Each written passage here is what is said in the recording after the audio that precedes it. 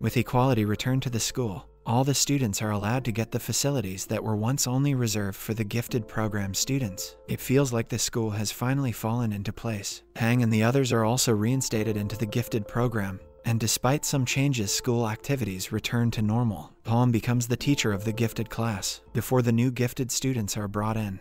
He has a chat with the old students. He tells them that the gifted program was a 3-year course. First year was for them to discover their gifts. The second was focused on harnessing their skills and becoming better, and the final year was to find the limits to their potential. The students, however, had missed the second year as the program was cancelled, but will be going to the third year regardless of that. Palm then tells them to clear the room for the next batch of students, as they will have to find their limits on their own. Outside is the list of students selected for the next year's gifted program is on the board. Grace, Time, and Thamaron are among the few that have been selected for the class. Thamaron seems the most excited among the three. Soon the new class of gifted also assemble in the room left by their senior and start discovering their powers. Among all the students, only Grace has not been able to discover her powers as of now. Palm suggests that she try something that she has never tried before, which may trigger her powers to activate. Palm presents the report of good growth of the students to the director. Palm explains how with the use of their powers, the students help the other non-gifted ones, specifically Time, who has been using his powers to locate everything in the lost and found section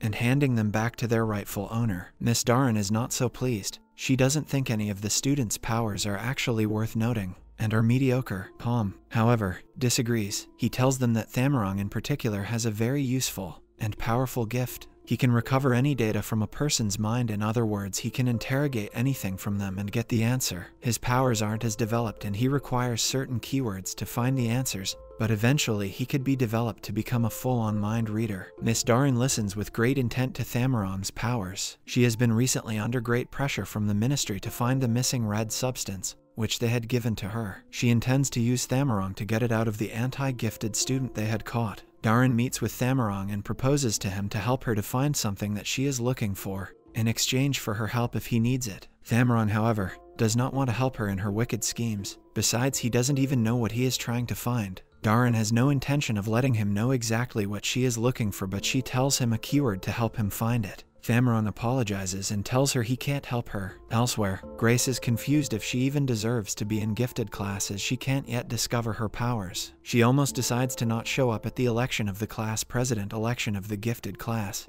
but Time convinces her that she is one of the best students, and she has to trust in herself. She eventually shows up the next day and even manages to nominate herself as the president. She believes that since she knows everyone's potential, she can help everyone improve, and along the way she will find her potential. Time nominates Thamarong, and Thamarong returns the favor, albeit hesitantly. Thamarong has his mind set on the president of his class, and Miss Darren once again approaches him and tells him that she can make it possible. Thamarong agrees to help her if she promises that she can make it happen, and goes to interrogate the anti-gifted member who had been captured. Thamarong questions the anti-gifted and extracts information from the man, but discovers that the object Darren was searching for was not taken by the anti-gifted, but was instead handed to one of the gifted senior students. Angered by this, Thamarong heads straight to Time and confronts him about the missing object. Time has no idea and keeps claiming that he is innocent, but Thamarong doesn't believe him. He starts using his powers on Time, and suddenly Time gets a sudden severe headache. He is soon escorted to the school hospital. The director, Palm, and Miss Darren arrive to check on him. Palm notifies them that the symptoms seem too irregular to be any common disease,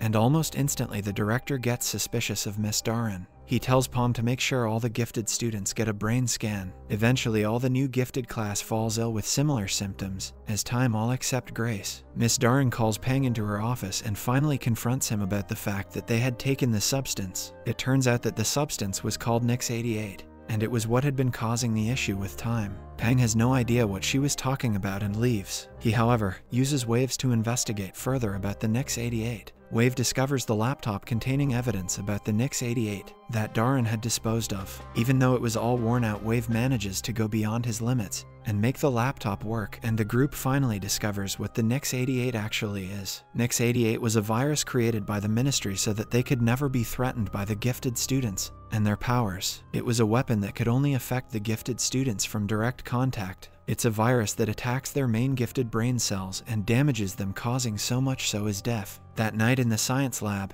one of the members of the senior gifted program Korn appears to be standing still staring at the same small bottle of Nix 88 that was stolen. He quickly hides it when he is confronted by Mon, who had been his best friend among the group for the last few years. It's apparent that he was the one who had stolen and spread the NYX-88. Elsewhere, Pun, who is Claire's boyfriend and also a member of the gifted group of seniors, visits Darren's office. He accuses her of bringing a dangerous item to the school, but Darren accuses him and his friends who had actually spread the virus. She still believes that Pang is after all of this. She fills up Pun's mind with distrust for their leader. That night, the seniors gather in the regular gymnasium and decide it's best to let the director work through this adversity and find a cure as soon as possible. Wave, however, has one more topic to discuss. He tells everyone that the night the NYX-88 was stolen, he had changed the password for entering each room, and only they knew the new password to each room. In the CCTV, they had seen that the person who entered and stole the NYX-88 had not broken in,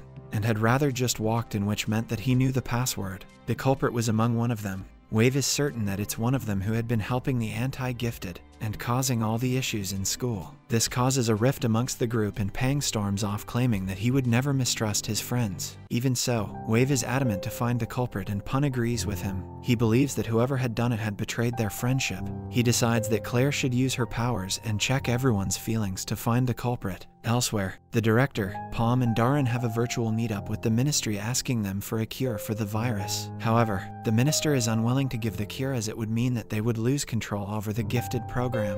Darren also speaks in favor of the cure being given, urging the minister that politics must be overlooked to ensure the safety of the children. The minister is pissed and concludes the meeting without saying a word. Back at the gymnasium, Claire tries to use her powers at first, but it's useless as everyone feels the same emotion of fear. She gets confused as to what she can do, but Pun encourages her to push through her limits. She then tries again, but this time, along with the feelings, she is able to find the reason for them as well. This was her limit. One by one she checks everyone's fear, but just as she reaches for Korn, Mon stops her. She starts arguing that this is not the way, and that they should trust each other. Wave and Pun are still adamant about the test, but Claire declares that the culprit was not among them. This leaves Wave in shock, who was so sure that he was right. That night, Claire sneaks out of her room and goes to meet Korn, who has been spending much of his time alone in the photography room. She confronts him about how he has changed and how he used to be her friend, but now they barely talked. Korn acts strange and aloof, and so Claire holds it in no longer. She tells him that she knew he was the one who spread the virus and was helping the anti-gifted. She wanted to confirm for herself before telling anyone. She asks him why he did it, but Korn is once again strange and tells her that he did it because he wanted to.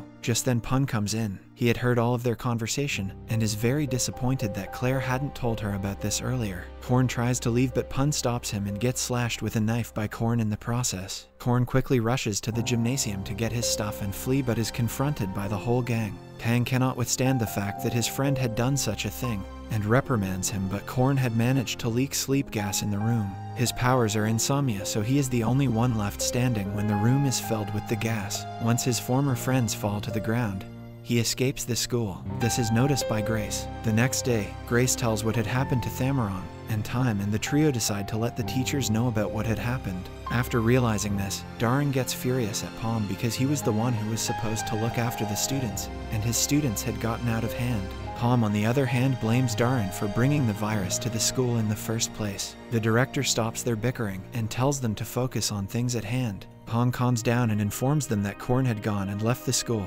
and could be hiding anywhere in the city. In the senior gifted class, a huge difference in opinion arises. Mon and Claire believe that Korn had a reason for doing such a bad thing, and they could help him mentally, but Pun and Wave are adamant to punish him once they find him. Pang, on the other hand, doesn't want to take sides just yet. The girls decide that they need to convince Pang to be on their side and present a good argument to their case. Pang, however, doesn't really know what to do. Even if he could talk with Korn, he has no idea where the hell he has gone to. Just then Time arrives and offers his help in finding Korn. He takes Pinag to his room and starts using the map to find Korn. Grace also arrives there and keeps telling Time that he should rest, as if he uses his powers the virus could hurt him really badly. But Time insists on helping Pang. He first finds the street where Korn is and then uses the internet to find the exact house location. Pang quickly rushes there, but just as he leaves, Time gets another massive headache. and is rushed to the school hospital by Grace. They don't even have the time to shut the door. Han stumbles into Time's room looking for Pang and notices the picture of the house on the computer. He puts 2 and 2 together and gives the location to Miss Daran. Pang reaches the location, but just before he knocks on the door, he is confronted by one of his old gifted friends, Channon. Pang had long considered Channon dead after the gifted program had been shut down last year, and Channon had been missing ever since. But turns out Channon had been working from outside school, while maintaining his dead profile and gathering evidence against the director and the ministry. He had even come to the school to inform them about the Nix 88 and had told Korn about it. However, Korn had used it for his own evil schemes, and so today he had come to confront Korn. Just then, Korn comes back to his apartment and the two confront him. They ask him why he would do such a thing. Korn is not at all apologetic. He thinks what he did was right and believes that no one should be gifted. He thinks the whole world needs to be rid of the gifted program and the gifted people. He had followed Pang because he thought Pang would be able to help him get that dream. But instead of ending the gifted program, he had instead asked for equality with the director, which was the last straw. Channon notices that Daran had already arrived with the authorities to take Korn in and tells them that they must run. Pang tries to convince Korn to give up and ask for forgiveness with the school authorities, but Korn has no intent to do so. He climbs up the building's railings, swallows the last of Nix 88 that he had, and jumps to his death. Pang is devastated at this, but before the authorities arrive and accuse him as well, he is dragged away to another room by Channon. Daran realizes what had happened. Her NYX-88 veil was empty, and Korn was lying dead at the bottom of the building. Pang returns back to school devastated and walks to his dorm when he notices a sad Grace crying outside the school hospital. He walks to her, but she walks away crying. The door to the hospital room opens and Palm exits with a grim look on his face. He informs Pang that Time was dead. Subscribe and hit that like button to help grow our channel. And don't forget to click the notification icon so you won't miss any of our new videos. Thanks for watching.